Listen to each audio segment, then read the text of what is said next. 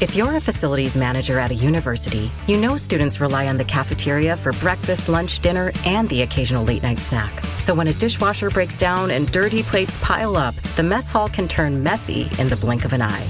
Enter Grainger. With over 1 million industrial-grade products and fast delivery, the product you need now is never far away. So you can turn that dishwasher back into a lean, clean washing machine. Call, click Grainger.com, or just stop by. Grainger, for the ones who get it done. Fire Eyes Media. One of the first cases that truly made us feel all the feelings was the death of Ellen Greenberg. We covered it in an earlier episode of the podcast, but with some major developments in the past few weeks, now is the perfect time to revisit it. Before we dive into the updates, please take a moment to leave us a 5-star rating and review wherever you listen. Your support helps us grow and continue telling important stories like Ellen's. On January 26, 2011, Ellen was found lying on her kitchen floor by her fiancé, Sam Goldberg. A knife was lodged in her chest, and she had suffered 20 stab wounds, half of them to the back of her head and neck. There were no signs of an intruder or a struggle, and Ellen didn't appear to have any defensive wounds. Sam told investigators he had gone to the gym and, after being unable to contact Ellen upon his return, broke into the apartment to gain access.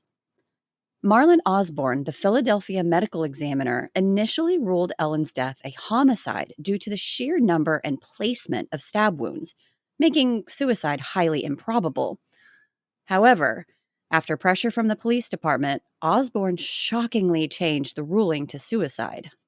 For the past 14 years, Ellen's parents, Dr. Josh and Sandy Greenberg, have relentlessly fought to expose the blatant lack of investigation and the questionable actions of both the Philadelphia Police Department and the medical examiner's office. Finally, their determination is paying off. At the end of January 2025, Judge Michael Erdos allowed the emotional distress case filed by the Greenbergs to proceed to trial. That same day, Osborne, the medical examiner who changed Ellen's death to suicide, formally recanted his findings. In a legal verification, he stated, "It is my professional opinion Ellen's manner of death should be designated as something other than suicide." He also admitted that, since issuing the amended death certificate, he became aware of additional information he did not have at the time, which may have impacted his opinion. As a result of Osborne's recantation, the Greenbergs settled their lawsuits against the city. The settlement includes reopening and reviewing Ellen's case, which is expected to lead to either state police or FBI investigation, something the Greenbergs insist must happen without the involvement of the Philadelphia PD. Dr. Wayne Ross, a pathologist, has long asserted that Ellen was strangled and the scene was staged. He's also concerned that there was prior abuse, citing extensive bruising on her lower legs and wrists. No luminol testing was conducted anywhere in the apartment. Additionally, Ellen had packed bags, her makeup bag was full, and it appeared as though she was preparing to leave. Despite the mounting forensic evidence contradicting the suicide ruling, Sam Goldberg has had no contact with the Greenbergs. However, after nearly 14 years of silence, he recently responded to a long list of questions from a CNN reporter. In his email, Sam doubled down on the suicide theory, saying, "When she died, a part of me died with her." He also stated, "Mental illness is very real and has many victims." While that may be true, we all know that Ellen's cause of death doesn't look anything like a suicide. We are so happy that the Greenbergs are finally gaining traction in their fight for justice. We will continue to follow this case closely, so make sure you're following us on Instagram and TikTok at Weird True Crime. For now, take a listen to our original coverage of Ellen's case. We promise you, this is a story you won't forget. Until next time, stay safe. And make good choices. Bye. Hey, you. If you're enjoying the podcast, do us a favor and go into your podcast app right now and tap the subscribe button so you never miss another episode. And if you're into reading, go to weirdtruecrime.com to get written versions of the cases we cover on the show, along with extra visual content. All the fun happens on social media, so come talk to us on Instagram, Twitter, and TikTok at our handle @WeirdTrueCrime. And I know it's a giant pain, but it would mean the world to us if you would take 2 minutes to leave us a rating and review. We'll be sure to give you a shout out on future episodes.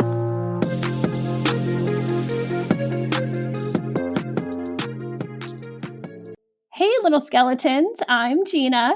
And I'm Amber. And this is Weird True Crime.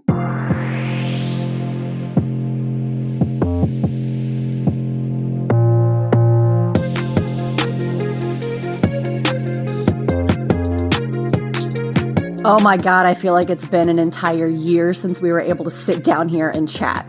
I know in our last episode, we mentioned life being crazy and hectic and illnesses and all that. And here's a fun fact. Kids do not care if you want to have 10 minutes alone. No. To do whatever you want. No, not even they a don't little care. bit. No. Texas was just recently hit with what they're referring to now as an ice hurricane. Did you hear that? That's what they're calling it. It was an ice hurricane. I actually had no idea that's what they were calling it. And that's a little ridiculous and dramatic. I don't know. Do you remember driving around afterwards and seeing the destruction, trees, limbs, freaking everywhere? It did kind of resemble a war zone. So it was definitely war zone-ish. So I guess I could see that. But ice hurricane winter still sounds a little dramatic. A little bit. There was no hurricane. Just lots of ice and trees falling everywhere. Well, at least now life is slowly calming down and returning to normal-ish. I'll say that. Yes. Air quotes, normal. Yes. And even though we've been MIA, we have not stopped thinking about getting back to our own little corner of chaos with you all. And today we're finally making it happen. Finally. I think we have talked about it literally every day. Like, I can't wait to record again. When are we finally going to get to sit down? Like, can people leave us alone for 2 hours so we can... I think I've threatened the lives of my husband and children many times just so I could get to do this again, finally. 100%.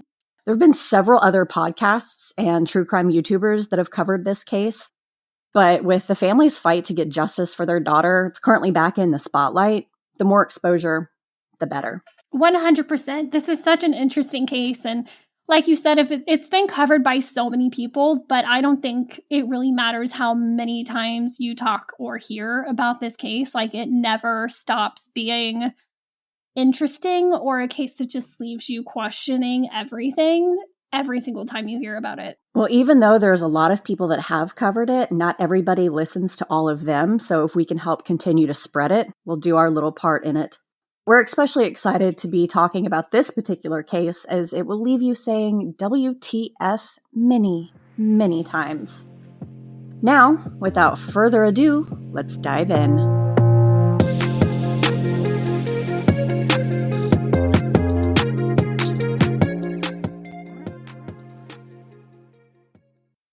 Ellen Ray Greenberg, affectionately referred to as Ellie by her friends and family, was born on June 23, 1983, to parents Joshua and Sandra Greenberg. Her parents described her as very girly. She loved all things girly, but she was also athletic. When they moved from New Jersey to Harrisburg, Pennsylvania, they had softball tryouts and she was the second pick. She was described as having a very kind and nurturing soul with incredible energy, a beautiful smile, and a deep laugh. And honestly, she was beautiful. She had the kindest smile. All the pictures of her, she just looked like the friendliest, happiest person. And I feel like she would have been somebody that you would have wanted to be friends with and know immediately. So that makes this even harder. She loved kids, so it was no surprise when she ended up becoming a teacher. According to her father, she had tried going for a speech pathology master's, but she quickly discovered that it wasn't for her. She picked up her stuff and moved to Philadelphia and got her teaching certificate and became a first-grade teacher at Juniata Park Academy, where she was well-loved by her students and colleagues. Eventually, Ellen met Sam Goldberg, who was a TV producer for NBC. They were together for 3 years and then got engaged. There's a really sweet picture of her showing off her engagement ring at the top of the mountain they had hiked that day. She's glowing and she looks like the epitome of a happy young woman in love. Ellen was super excited about the wedding they had planned for August of 2011 at the Hotel Hershey in Pennsylvania. I saw some pictures of that place and it is beautiful. Ellen's parents thought Sam was a nice guy, and as long as Ellen was happy, they were happy. And although Ellen was seemingly happy, she began to struggle with severe anxiety and told her parents that she wanted to move back home. Teaching is not an easy profession, and planning a wedding can be daunting and overwhelming, so it's not surprising that she may have been feeling anxious. This is something that both of us, me and Amber, have dealt with and we can empathize with. And, it's not fun. And you do get to a point where you kind of want to just give up and go home to mom and dad, but you have to power through. And that's exactly what her parents told her to do. They did note that the change in her personality was confusing and concerning and very out of character, but they did convince her to see a psychiatrist, which she had seen 3 times, and she was scheduled for a 4th appointment the day after her death. Her doctor prescribed her Zoloft and then Xanax to help better control her anxiety. When these weren't helping as much as they'd hoped, the doctor prescribed Ambien and Klonopin. These medicines in particular are designed to help with sleep issues, and her doctor wanted her to work on improving her sleep. On January 26, 2011, Ellen spoke with her mom on her way to work that morning, and they had a normal conversation, talked about taxes. As the morning progressed, a storm rolled in and blanketed the city in snow, which caused an early release from school. On her way home, Ellen stopped by a gas station and filled up her car before she headed to her and Sam's 6th-floor apartment in Venice Lofts, located in lower northwest Philadelphia. Around 4:45 p.m., Sam left the apartment to go to the gym located in their complex. Video footage shows Sam leaving the gym on the 1st floor and heading back up to his apartment around 5:26 p.m. to find the door locked from the inside. Sam stated that he opened the door with his key but couldn't open it completely due to the swing latch being locked. He called, texted, emailed, and yelled through the door for about an hour trying to get Ellen to respond. Over the hour, the tone of the text grew increasingly frustrated, which is completely understandable if you're locked out of your home and believe your partner is on the other side ignoring you. Here are the texts in the order they were sent to Ellen's phone. Hello? Open the door. What are you doing? I'm getting pissed. Hello? You better have an excuse. What the fuck? Ah! You have no idea. Sam went to the lobby and spoke with Phil Hanton, the lone security guard that night. He urged Hanton to help him break the lock, but Hanton refused, stating it was against policy. Though Hanton said he couldn't help him and did not accompany him back to the apartment, Sam tells police that the security guard did go back to the apartment with him and broke down the door with Hanton present. Once Sam managed to get inside the apartment, he finds Ellen sitting on the floor in a pool of her blood, propped up with her head and shoulders against the corner of the kitchen cabinets. At 6:33 p.m., Sam places a call to 911. 911, what's your emergency? Sam had been instructed by the dispatcher to perform CPR and remove her shirt. After sounding less than thrilled at the prospect of performing CPR on his wounded fiancé, Sam proceeded to follow the dispatcher's instructions to remove Ellen's jacket. She was wearing a zip-up hoodie to get to her chest to be able to perform chest compressions. At one point, he says, quote, "Her shirt won't come off. It's a zipper. Oh my God, she stabbed herself," unquote. Everyone reacts to grief and shock differently, so it's impossible to say how you'd react unless in that situation yourself. That being said, you can listen to the 911 call for yourself. Around 6:36 p.m., emergency responders arrive on the scene where they are met with Sam, his cousin, Kamian Schwartzman, and eventually Sam's uncle, James C. Schwartzman. James is a former prosecutor and is described as politically important in the city of Philadelphia.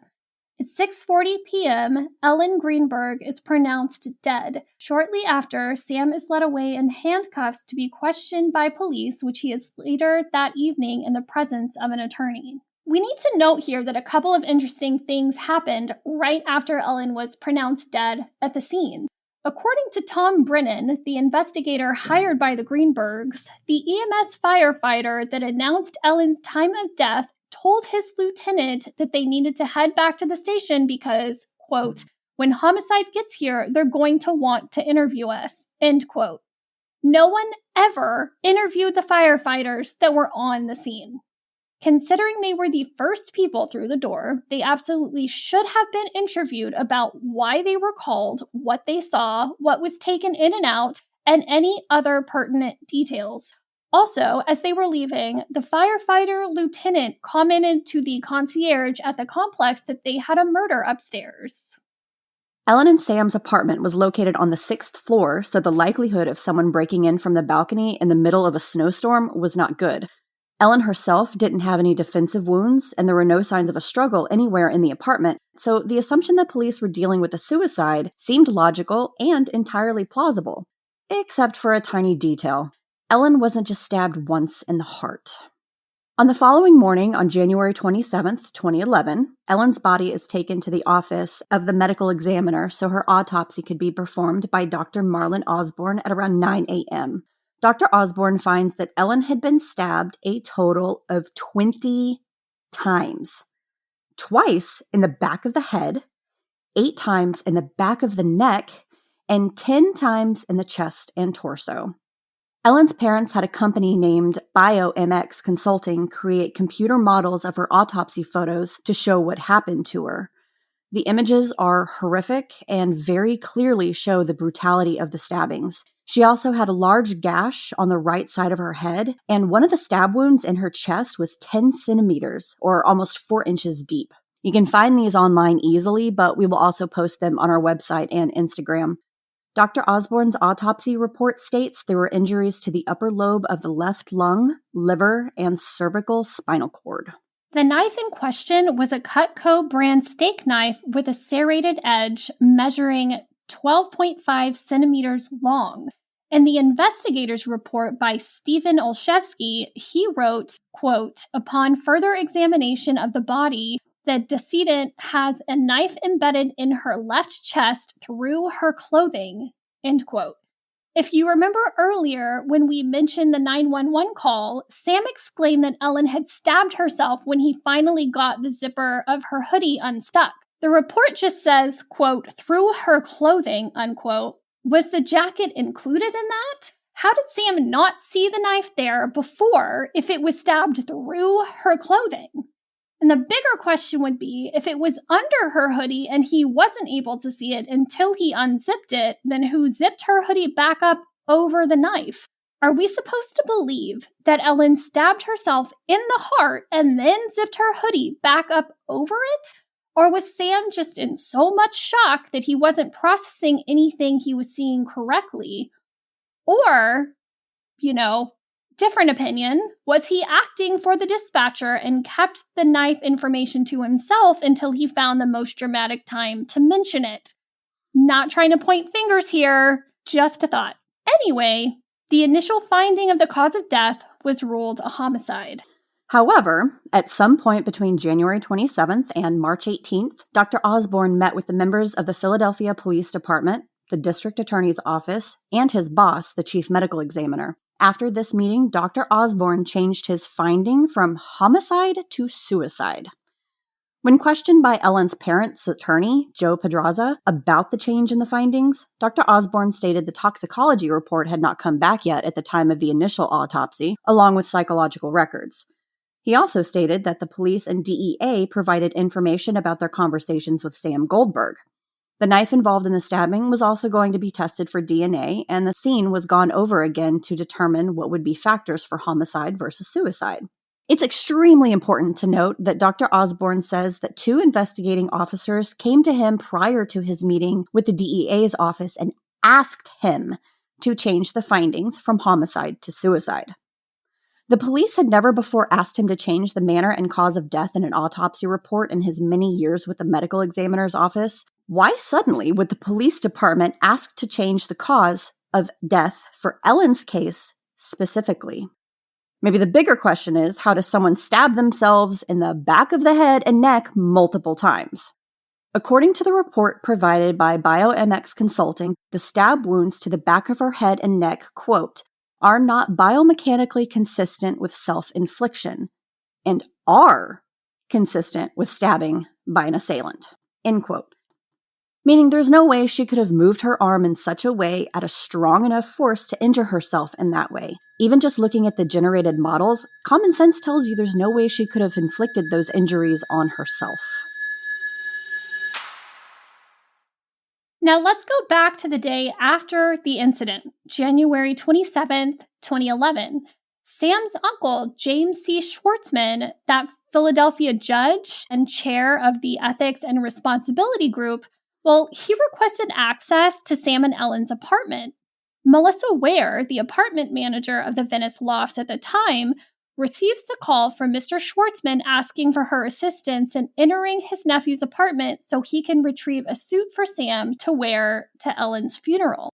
Ellen was just found dead not even 24 hours before, so Melissa contacts the police to ask if it is okay for anyone to enter the apartment.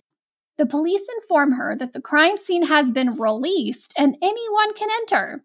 It hasn't even been searched at this point. Melissa inquires about cleaning up and is told that it is not up to them to clean it up and that Melissa can hire professionals. They give her information for a company called Crime Scene Cleanup to handle the job. Melissa decides to go ahead and take a video record of the apartment before calling Mr. Schwartzman or the cleanup crew and allowing them in. Later that day, James C. Schwartzman arrives at the apartment and oddly enough ends up taking Ellen's work laptop, personal laptop, Sam's laptop, and Ellen's cell phone, along with some other items from the apartment. The cleanup crew arrives later and does their job, cleaning up Sam and Ellen's apartment, effectively and professionally removing any trace of the tragedy that had happened the night before. But what use did Sam's uncle, the judge, have for Sam and Ellen's laptops and Ellen's personal phone? Was he grabbing them to take to Sam or Ellen's parents because they didn't want to return to the scene of the tragedy? Wouldn't those items be useful for investigators to look through to see if there were any signs of nefarious or otherwise interesting signs of a potentially dangerous situation? Philadelphia police didn't issue a search warrant to investigate the scene until January 28th, after the apartment had been wiped clean. The personal items and electronics aren't retrieved by investigators until January 29th, 2011, 2 days after the death was initially ruled a homicide by Dr. Osborne. The fact that the apartment was open to the public and cleaned not even 24 hours after the incident leaves so much room for evidence to be wiped away or destroyed by multiple people moving throughout the scene. Investigator Tom Brennan's theory is that the police were planning to wipe their hands of it until Dr. Osborne came back with a finding of homicide on the autopsy report. Then they had to backtrack and do a little extra work on a scene that had already been blatantly tampered with. Let's turn our attention to the scene of the incident. We're going to avoid calling it a suicide on this podcast because, sorry, it wasn't one. First, we'll talk about the door latch that Sam told investigators he broke trying to break into the locked apartment. The images show the portion of the latch that was attached to the door has been partially torn away. It definitely looks like someone could have been attempting to force it open against the closed latch and in turn bending and tearing the screws from the door. But there is absolutely no damage to the wooden door jamb itself. Tom Brennan, the private investigator that was working for the Greenbergs, he's been very vocal about his opinion that there is no way the latch could have been broken and opened with so little damage done to the door. Several investigators and true crime enthusiasts have tested what happens when breaking a closed swing latch on the door. You can find examples on YouTube, but basically, when hitting a locked latch like that with full bodily force, it will completely break away from a wooden door frame, taking some of the door frame along with it. The fact that the swing portion of the latch is still in place and no damage has been done to the door frame is really questionable when you think about how much force would have been used to break the latch. The only other way into the apartment was through a 6th floor balcony, but this was ruled out immediately due to the height and lack of disturbed snow. Now, if you recall, Sam Goldberg told investigators that the security guard from the complex accompanied him back to the 6th floor apartment and witnessed him break down the door, where they both found Ellen propped up against the kitchen counters. This is one of the key pieces of evidence used to rule her death as a suicide. In June of 2021, that security guard issued a written statement that he did not at any time leave his position at the front desk on January 26, 2011.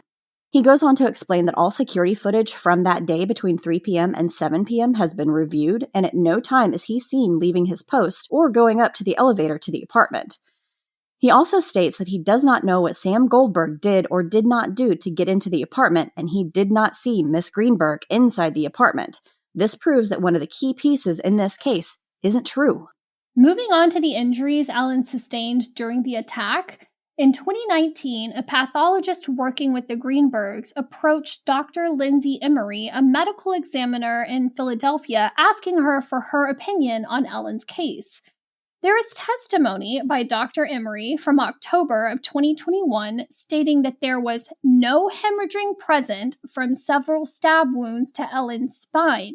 In her words, no hemorrhaging means no pulse. This would indicate that Ellen was already dead when she received some of the wounds. Dead people generally can't stab themselves. Let's be clear that this isn't 100% certainty because the other possibility is that the hemorrhage washed away during the autopsy. However, it's unlikely that wounds like the ones she sustained would be washed away during the autopsy process. Ellen was right-handed, and she was found with a kitchen towel in her left hand.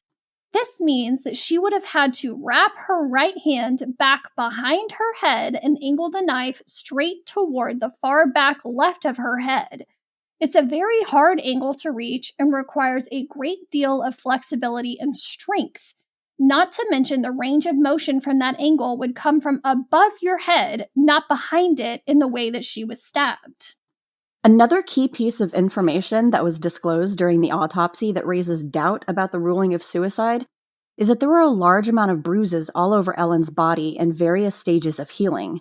It had been said that Ellen had received them from playing contact sports and or working out, but Ellen was a school teacher who didn't play contact sports, and what the hell kind of workout causes bruising like that all over your body? Ellen's family has fought endlessly to have the medical examiner's ruling of suicide overturned.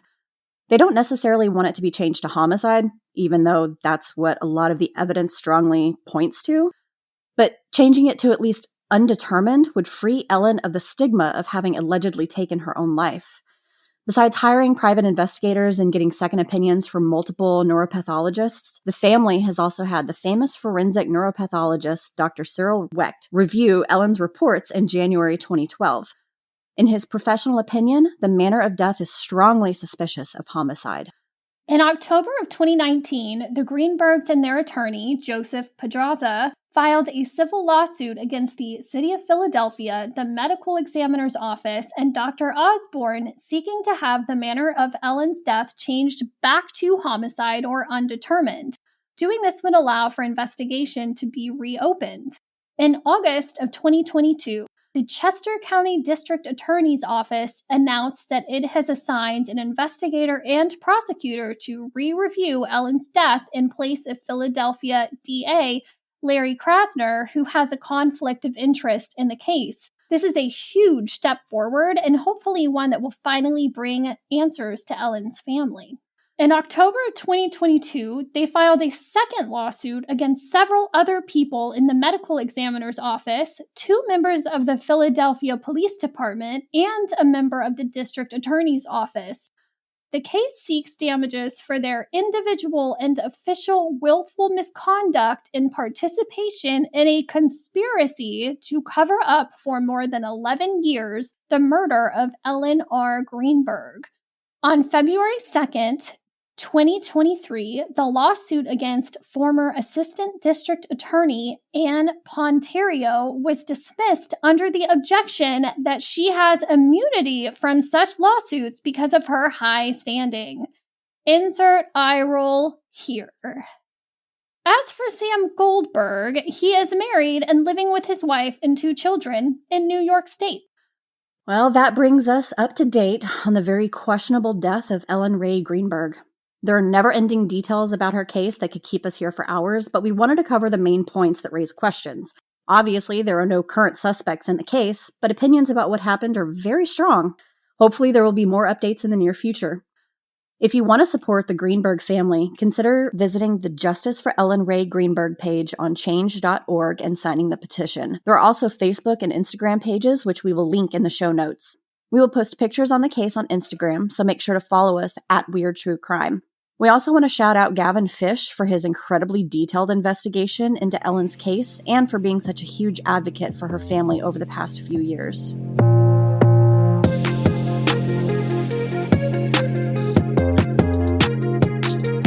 We did it! It is so nice to be researching and recording content again. It has been far too long. But before we say goodbye, we want to start sharing reviews and giving love to the listeners who support us in our creepy little corner of this giant podcast world. This review is from Nate, who has been a champion since the beginning. It's titled, "Every Episode Gets Better," and he gave us 5 stars. Nate wrote, "I was very excited to discover this gem. It's a delightful journey to see them improve with each episode's release. Fascinating topics and pleasant voices make for a powerful combination." Nate, your review is so kind, and it's comments like those that keep us going. If you want to be awesome like Nate and get a shout out on a future episode, be sure to give us a rating and review on your favorite podcast app. And if you can't write a review on the app, feel free to email it to us at weirdtruecrime@gmail.com. Also, we'd love to hear your thoughts on the cases we cover and get your weird true crime suggestions and personal stories, so email us with those as well. So until next time, stay safe. And make good choices. Bye. Bye.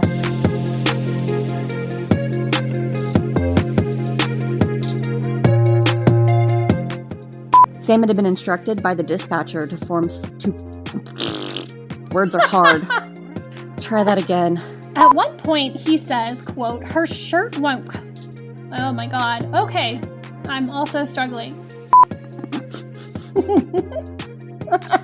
Son of a bitch, don't give me the giggles.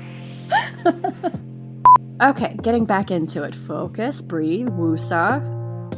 Let's go. Ellen and Sam's apartment was located on the 6th floor, so the likelihood of someone breaking in from the balcony in the middle of a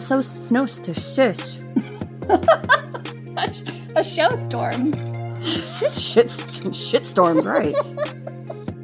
Actually, so if it was the following morning and we went back a year, then this would be a really, really weird case. But why suddenly would the police department ask? Ellen's family has fought tirelessly to Start that again. Ellen's family has fought tirelessly to have the medical examiner. Shit me, fuck. I had a frog in my throat. I apologize.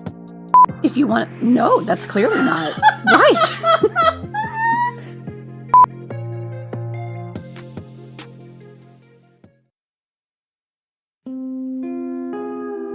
In August of 1980, Carol Bundy confessed her connection to the Sunset Strip slayer who had been terrorizing Los Angelenos all summer. In September of 2012, the cult of the Unification Church, also known as the Moonies, mourned the death of their leader, Sun Myung Moon. Tune into Murder Murder News every Friday to hear us detangle another twisted tale from true crime history. If you're an amateur sleuth who hopes to someday solve a cold case or locate a missing person, tune into Murder Murder News and start off your search with a deep dive into some fascinating and very solvable cases. We always take a victim-first stance and like to focus on crimes affecting marginalized communities, which typically don't get enough media attention. Subscribe to Murder Murder News wherever you get your podcast to make sure you never miss an episode.